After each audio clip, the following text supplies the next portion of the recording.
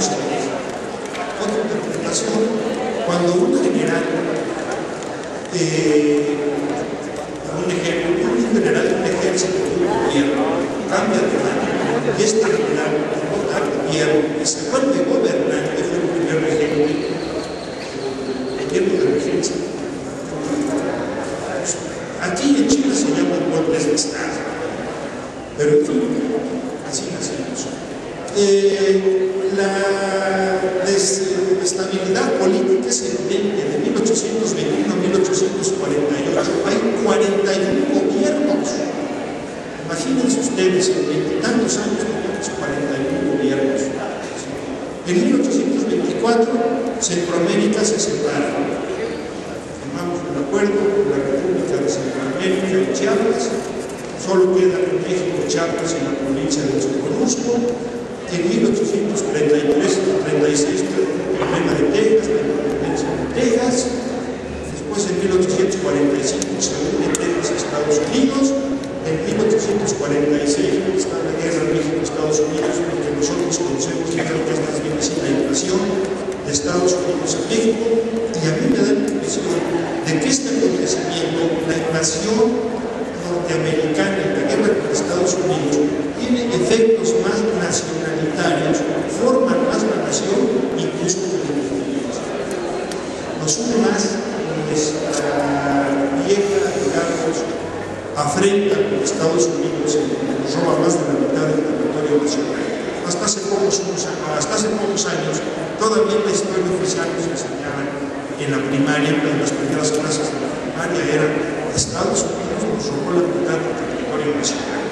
No sé si todavía no sigue funcionando en la educación formal, primaria, pero bueno, el hecho es que yo creo que habría que analizar desde otras perspectivas esto de la independencia y ver realmente cómo este país empieza a surgir más que con la independencia, que es una formación formal e inestable, surge y empieza a dividirse. Ahí hay una discusión entre los historiadores en donde unos dicen que los políticos de la primera mitad del siglo XIX, ya después de la independencia, eran bastante ambiciosos e ineptos, por eso cambiaban continuamente, hasta 2 o 3 veces por año de gobiernos, y además eran muy ambiciosos, eran como caciques que querían adueñarse de todo, ¿no? Y por eso se desensanaba el país. Otra vertiente dice que no, que realmente eran unos políticos excelentes, porque este país se pudo haber dividido más. Si ustedes conocen México, las mujeres de México muchas veces vemos a pensar ¿qué tiene que ver un sinaloense, uno de Chihuahua, con uno de Chiapas, con uno de Yucatán, con uno de Oaxaca? Se visten diferente, hablan diferente, piensan diferente. ¿Qué es lo que nos une? Todas estas cuestiones hay que hablar de ellas, hay que recapacitar sobre ellas y hay que invitarnos a ver los resultados. Sobre la revolución, bueno, la revolución, como les había dicho, surge, entre otras cosas, por algo que yo le llamaría pobreza con agravio. Es decir, una cosa es ser pobre, en un país pobre, todo el mundo son pobres, hay países así. Y hay países donde la pobreza no se explica. Esos países ricos, con actividad económica, con crecimiento económico, y que de repente hay pobreza. De 1895 a 1910 se rebaja de 150 a 140 kilogramos el consumo de maíz per cápita. Recordemos que hasta la fecha buena parte de nuestra población, campesinos y demás, fundamentalmente se alimentan de maíz, y más a finales del 19, principios del 20. La esperanza de vida cae de 31 años a 30 y medio en ese mismo periodo. ¿Sí?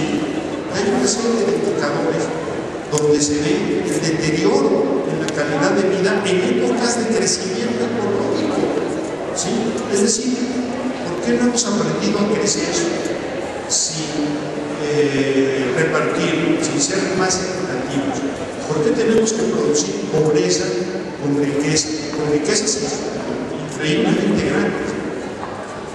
Estas cuestiones son las a las que nos invitan, más que a festejar, más que a hacer fiestas del 2010 o de 2010, más que hacer grandes fiestas, a recapacitar temáticamente, a reflexionar y a reflexionar sobre temas, ejes temáticos muy importantes. 1810, 1910, ¿qué pasó con la educación? ¿Cómo está la educación? La educación laica, gratuita, generalizada, obligatoria, como es, no solo en los países llamados socialistas, los que quedan, sino hasta en Estados Unidos mismos. Allá la educación es gratuita hasta el bachillerato y obligatoria. El laicismo, ¿qué ha pasado con el laicismo? Nomás lo digo brevemente. En este país, un logro de estos movimientos ha sido el laicismo. Una cosa que se nota en este país es, cada vez que la iglesia entra a la política, en este país hay guerra. Me parece que hoy están inconvenientes. Pues hay que recapacitar sobre el laicismo, el igualitarismo, la igualdad, la democracia, la justicia, sobre estos temas. ¿Qué ha pasado? ¿Qué se esperaba en 1810, en 1910 y qué tenemos ahora?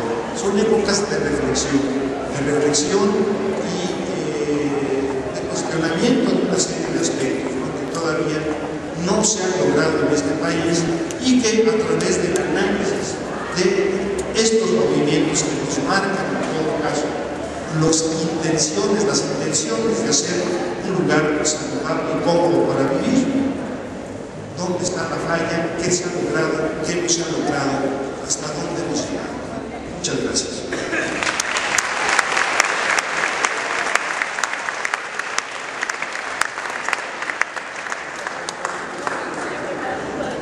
Voy a permitirme ponerme de pie. Sé que estamos en una mesa y que sentarse supone un diálogo, así ya tiene una función particular, que se sientan los que dialogan. Pero en esta ocasión no voy a estar de pie, ustedes están sentados y escuchamos. Inicialmente traía un texto que definitivamente no voy a leer el tiempo. En principio quizá discreparía un poco lo que se ha comentado, sobre todo lo que Carlos ha mencionado. Pero también tengo un reto frente a ustedes, un público demasiado heterogéneo.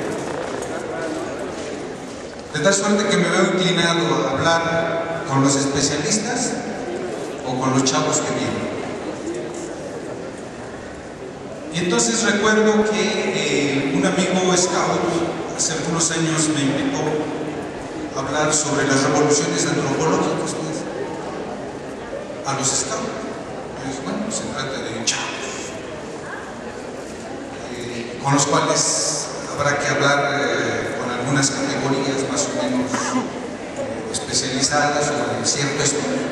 Y no, pues iba desde el abuelito hasta el chamaquito que apenas acababa de ser ingresado ahí a los lobatos y las vacinas.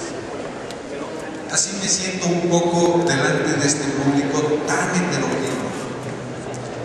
Y ese va a ser un poco el reto. Quiero asumirlo contando un poco una experiencia y una referencia. La experiencia es esta.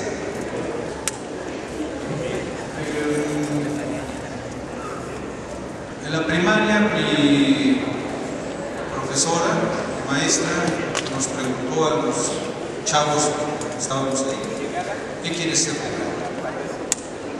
Entonces, vamos a contestar. No, pues que yo carpintero, bombero, médico, etc.